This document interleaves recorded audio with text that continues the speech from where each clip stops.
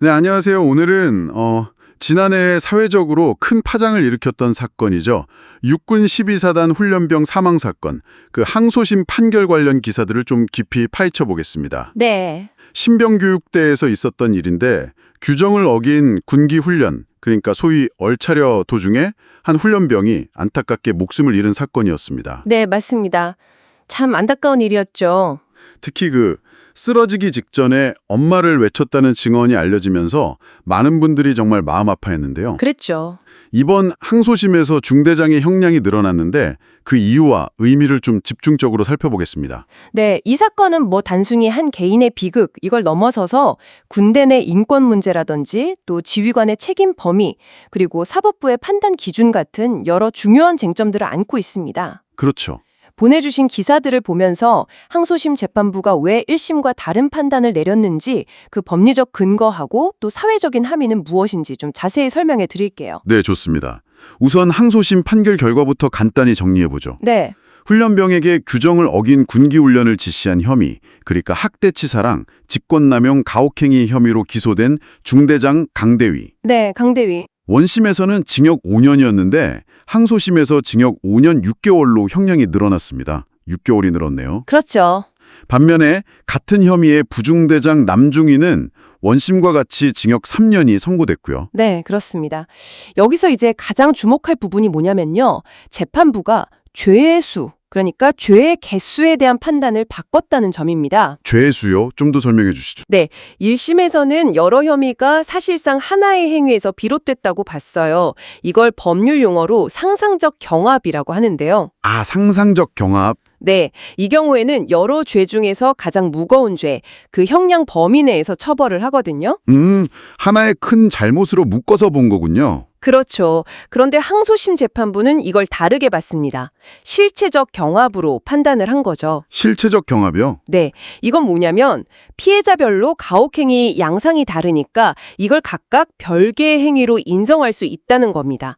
여러 개의 잘못으로 본 거죠. 아, 그러니까 1심은 돌 하나 던져서 창문 여러 개 깬 걸로 봤다면 항소심은 창문마다 돌을 각각 던진 걸로 봤다. 이런 차이인가요? 네, 뭐 그렇게 비유할 수도 있겠네요. 정확합니다. 그렇군요. 그래서 실체적 경합이 인정되면 가장 무거운 죄의 형량에다가 최대 절반까지 더 가중해서 처벌할 수가 있게 돼요. 아하.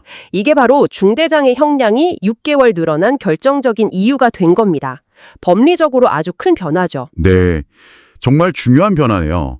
재판부가 이렇게 판단을 바꾼 배경에는 어떤 점들을 좀 강조했나요? 항소심 재판부는 물론 군 조직의 특수성은 인정한다. 하지만 병사 없이 헌법상 권리를 보장받아야 하는 국민이다. 이 점을 분명히 했습니다. 기본권은 보장되어야 한다. 그렇죠. 생명과 신체의 본질을 침해하는 행위는 어떤 이유로도 용납될 수 없다고 강조했어요.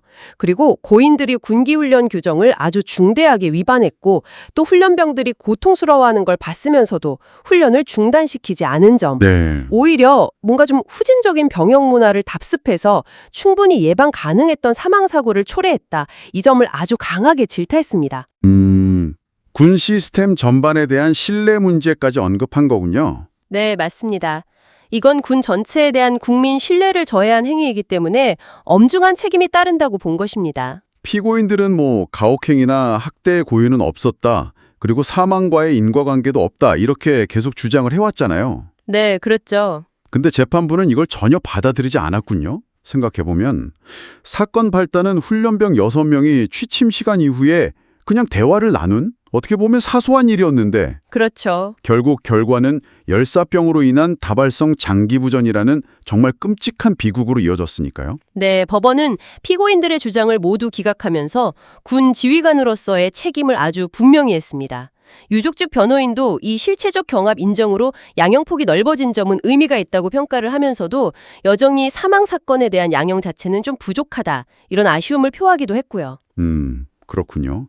자, 그럼 정리를 좀 해보겠습니다.